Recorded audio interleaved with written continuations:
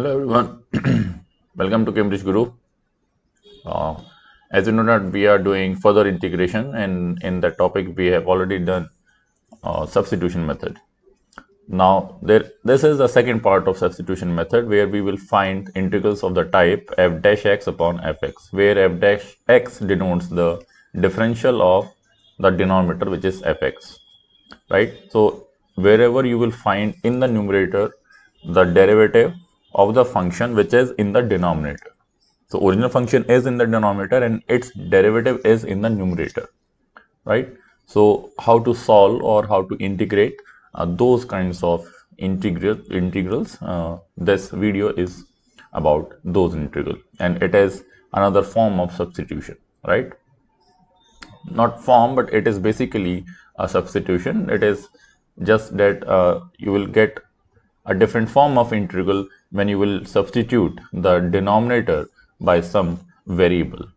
Okay, so for example, illustration 5 says that we have to evaluate this integral 2x upon x square plus 3. Now if you look it closely, that denominator is x square plus 3 and its derivative is in the numerator. So how we can say that this substitution is very useful? That is because the moment we substitute x square plus 3 by some variable t, right? And you remember that when we substitute this, we have to find out the value of dx. So 2x dx is equal to dt. So this numerator, which is 2x, and it is in the multiplication of dx. So 2x dx, it simply can be replaced by the variable which is dt, and in the denominator you will get as 1 upon t, right? So your integrand will be reduced to integral of 2x dx. You can simply write this as dt, and upon it is simply t, and it is ln t. Okay, so all the integrals will be reduced to something upon t or something upon some variable, and the integral for this is just log of that variable t. Okay, so you can directly find out without explaining this, that which formula or which expression you are taking as another variable t. You can directly say that, okay, I can see that there is a differential in the numerator of the function which is in the denominator, so I can directly write that its integral will be integral of that function, not that function, but yes, that function, because if I replace this t with x square plus 3, your final integral will be ln of x square plus 3.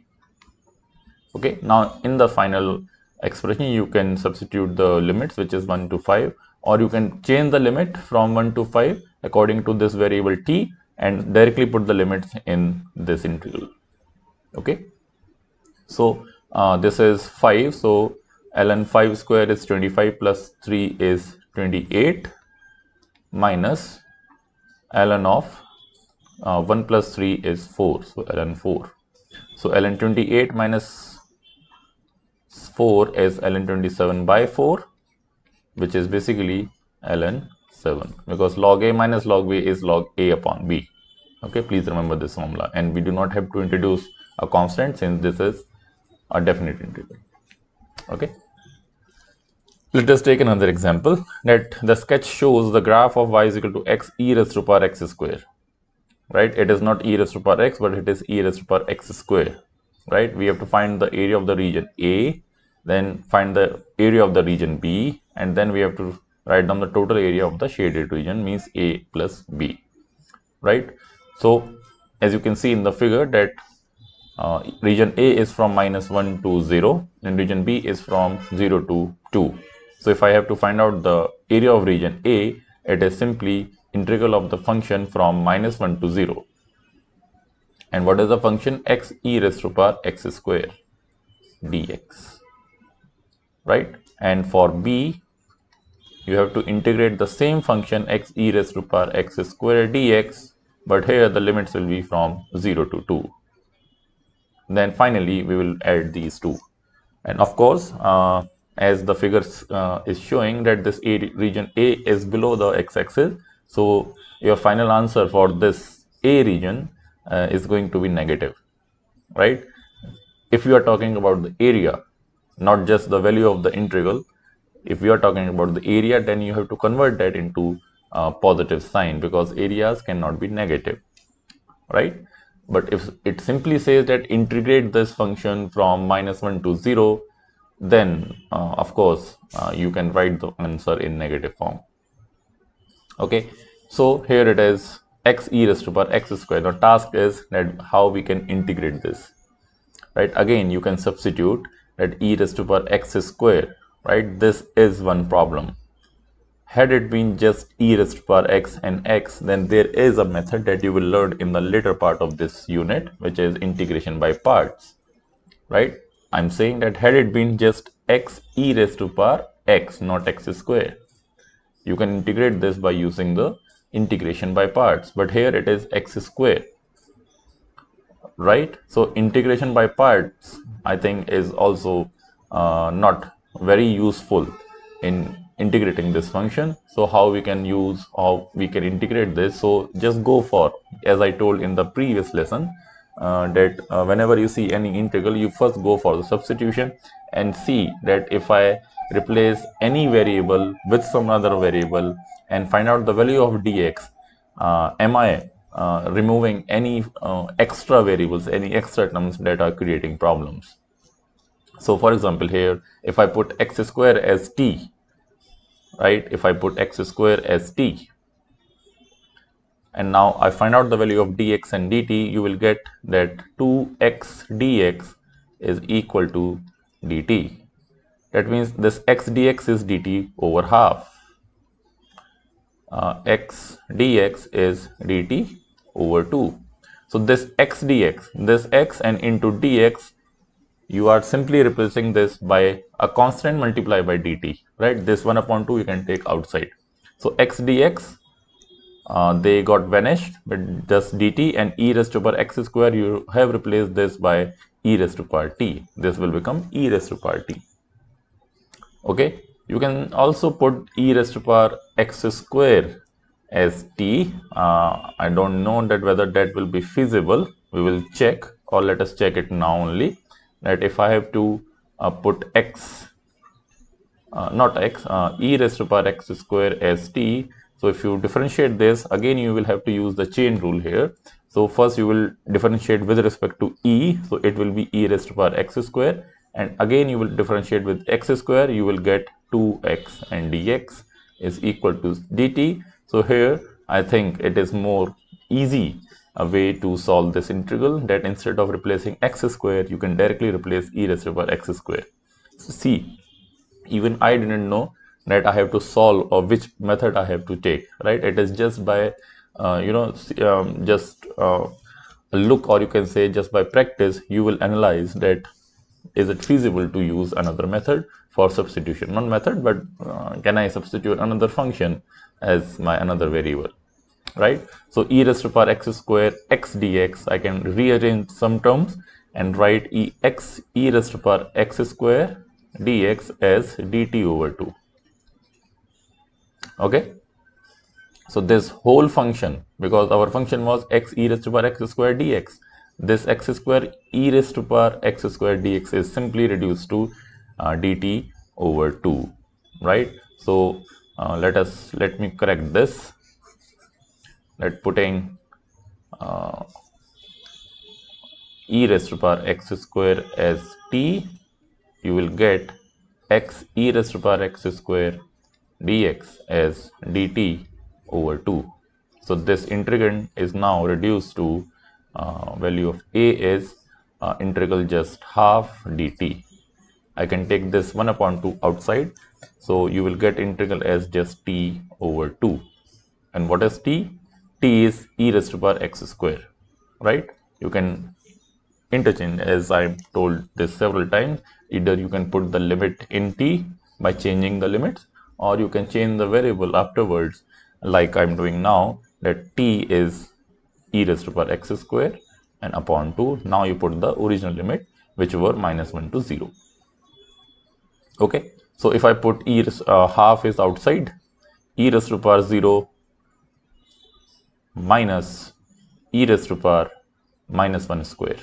upper limit minus lower limit, which is half e raised to power 0 is 1 minus e raised to power minus 1 square is e raised to power, so it is 1 minus e. Okay, this is your a value, right? Simply if I put limit from 0 to 2, and as you can see here, as I was telling you earlier at the start of the question, that this a has to be negative, and if you know the value of e, which is 2.7 something, so 1 minus 2.7 something will be negative, and its half is again negative, so this value of a is in fact negative. Okay, so let us find out the value of b. Right, so there is no need to integrate the second part because you have the integral. After integrating whatever the function you are obtaining is, it is just e raised to power x square by 2. You just have to change the limit from minus 1 to 0 to 0 to 2. Okay, this I am evaluating for b part or region b. So this is a half e raised to power 4, 0 is 1. So it is e raised to power 4 minus 1 over 2, right? And if I to find out the third part, which is that what is the total area, so let me add total area is a plus b. So it is half minus e by 2, right? And plus area b is e raised to power 4 by 2 and minus half. Half minus half is cancelled out, so you will get e raised to power 4 minus e over 2. Okay, this is your final answer, and this time answer is positive. Okay, very easy. There is no there is no need to panic that the question is very long or some graph is given how to find out this area. It is just mere substitution process that is a little bit tricky. Okay, let me take the next question, which is that a curve has the equation y is equal to x plus 3 a raised to power minus x. We have to find out the derivative. So let us find out the derivative. First part, here only I can do this. So how we can use the differential formula, that this you can apply the product rule. Okay, first differentiating x plus 3 with respect to x, it is just 1. So dy over dx is simply e raised to power minus x into derivative of x plus 3 is 1 plus x plus 3 will be as it is, and derivative of e raised to power minus x is minus e raised to power minus x. So this sign is negative for that minus sign. Okay, so this is your derivative. Let me simplify this. I can take out e raised to power minus x outside. This is 1 minus x minus 3. Okay, so 1 minus 3 is minus 2. So it is minus e raised to power minus x x plus 2. Okay, 1 minus 3 is minus 2. Minus 2 minus x, I can take out minus sign outside. So I can write y dash is minus e raised to power minus x x plus 2. Okay, this is your first part. Now second part says that hence find the integral of x plus 2 upon e raised to power x. Right. Now the question says hence. Hence means that since you have find out the derivative of the function using that part or using the answer of first part, how can we find the integral of x plus 2 upon e raised to power x? Any idea how we can do this is, if you know the difference between integration and or the relationship between integration and differentiation, it is just that they are two opposite process. Meaning that if I have been given a function which is x plus 3 e raised to power minus x, and I have find out the derivative of this function which is x plus 2 into e raised to power minus x, and if I write this as minus of x plus 2 over e raised to power x, now I can say that I have given you some hint that you can relate the relationship between integral and differential. So I have been given the function x plus 3 e raised to power minus x. I have found out its derivative, which is x plus 2 upon e raised to power x with just a negative sign outside. Now I have to find out the integral. So integral is the reverse process of differential. That means whatever you have find out the derivative of the function, if you integrate this back, you will get the original function, which is x plus 3 e raised to power minus x. For example, if I have, let us say, a function x square, so its derivative is 2x. Now, if I integrate 2x, I will get x square. Right, 2 will be outside, and x means x raised to power 1 plus 1 is 2 upon 2, so 2 and 2 will get cancelled out. You will get x square, right? So similarly, I have this minus of x plus 2 e raised to power x as my integral, and if I as my derivative, sorry, and if I integrate this, whatever function I have, I will get the original function. So, but with a negative sign, because here it is negative, right? So my second answer will be it is just minus of x plus 3 e raised to power minus x. This will be the integral of second part, x plus 2 upon e raised to power x. Right? I have been given this original function, which was y is equal to x plus 3 e raised to power minus x. I obtained the derivative as this, and if I have to move back, that means integral. So from this, I will get x plus 3 e raised to power minus x if I integrate this, but this minus sign will be continued, okay, because it was asking derivative of plus e raised to power plus x plus 2 upon e raised to power x rather than minus, okay. So I have to introduce negative sign in the function, fine, okay. I think I have given more explanation for this. Third part says that find the x and y coordinates of the stationary point S on the curve. X and y coordinates of the stationary point. So as you already know what are the stationary points. So the moment I put dy by dx equal to 0, I get the stationary point. Okay. So I have my dy by dx as we are doing third part. Okay, so dy by dx was minus x plus 2 upon e raised to power x. So if I put this equal to 0, I will get the stationary points. And as you know that e raised to power x cannot be 0, or e raised to power x cannot be infinite. That means x cannot be infinite. We remove all these, the points of the asymptotes. So I have only one stationary point between the curve, between the two extreme values, minus infinity and plus infinity, which is minus 2, right? You put x plus 2 equal to 0, you will get x as minus 2. Okay, so this is the x coordinate of stationary point. What will be the y coordinate? So as I know that y is my x plus 3 e raised to power minus x. This is my original function. So you have put x equal to minus 2 here, you will get y as, at x equal to minus 2, you will get minus 2 plus 3 and e raised to power minus of minus 2, which is e raised to power 2, right? It is e square is your y coordinate. So my point, stationary point, I will say it is stationary point, it is denoting by s. So my point s is minus 2 and e square. Okay, this is my third part. Fourth says that calculate d2y by dx2 at the point S, right? That means first obtain the second derivative of the function and find the value of d2y by dx2 and what does its value indicate about the stationary point, right? Let us first find out d2y by dx2, okay? So dy by dx is minus of x plus 2 e raised to power minus x. This is your y dash. I'm denoting dy by dx by y dash. So y double dash will be, again we have to use the product rule. So first let us differentiate x plus 2. So it will be just plus 1. So minus sign will remain as it is. So minus e raised to power minus x. And then I have to differentiate e raised to power minus x, which is minus of e raised to power minus x. This minus and minus will be plus. So it will be plus x plus 2 e raised to power minus x.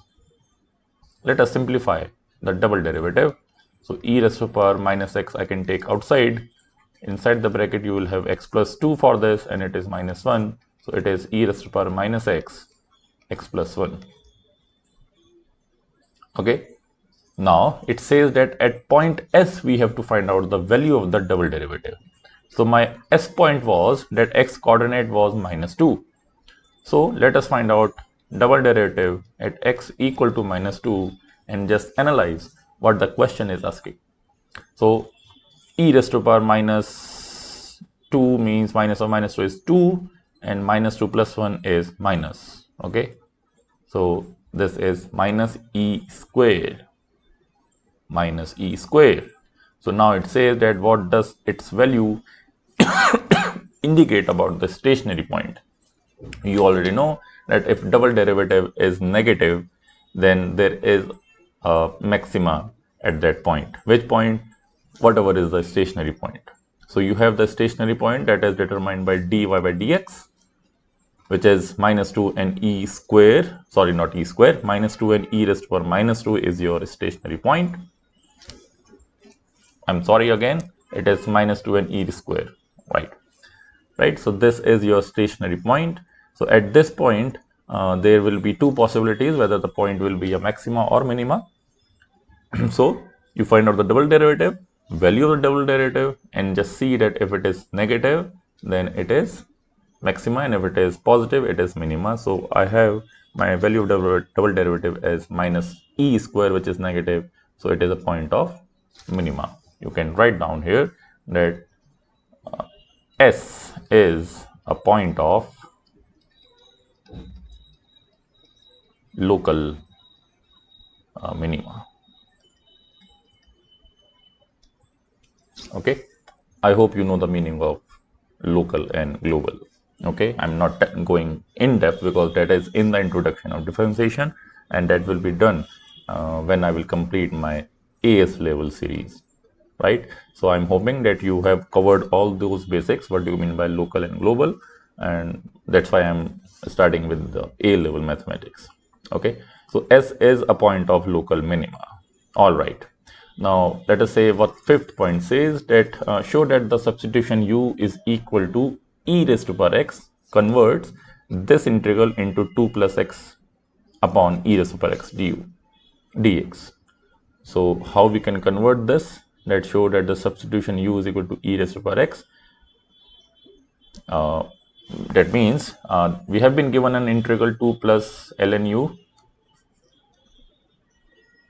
Let me take another page. We have been given the integral 2 plus ln u upon u square, I think. Yes. Okay. Du, and you are substituting u as e raised to power x, and let us see how this integral will convert into x variable. Okay, so u is e raised to power x, that means du will be e raised to power x dx, differentiating this with respect to du or dx. So du is e raised to power x dx.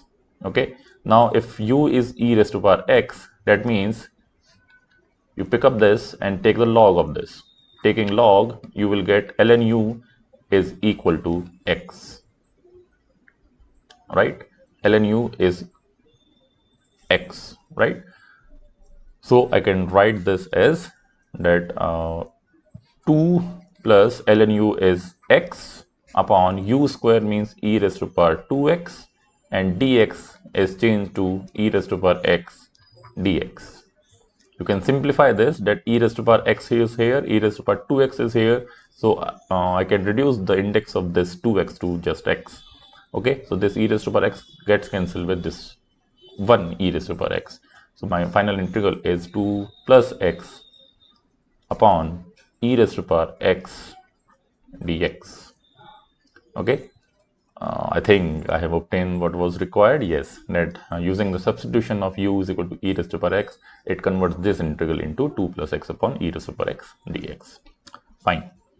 Now, sixth part says that if you are able to convert this, hence evaluate this integral from 1 to e, right? So that meaning that if I am integrating 2 plus ln u upon u square, that means I am integrating 2 plus x upon e raised to power x.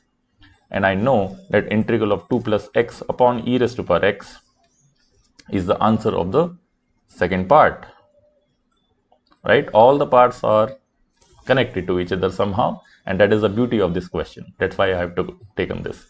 So 2 plus ln u upon u square converted to 2 plus x upon e raised to power x, right? That means this integral, and this integral is basically the first answer, which is minus of x plus 3 e raised to power minus x, right? So basically I have to put